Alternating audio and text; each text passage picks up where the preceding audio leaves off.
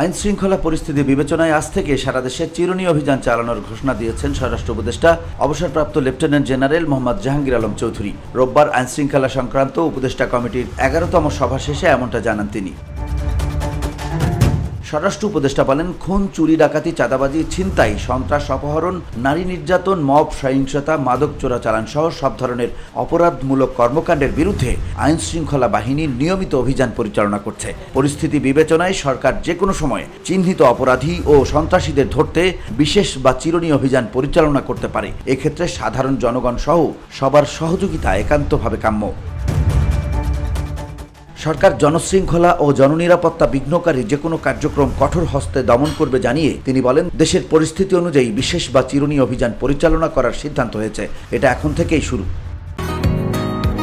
বসুন্ধরা, উত্তরা, বনশ্রী, কুড়িল ও বাড্ডা সহ রাজধানীর বিভিন্ন স্থানে অভিজাত ও অত্যাধুনিক মানের ফ্ল্যাট কেনার এক নির্ভরযোগ্য প্রতিষ্ঠান প্লেজেন্ট প্রপার্টিজ লিমিটেড।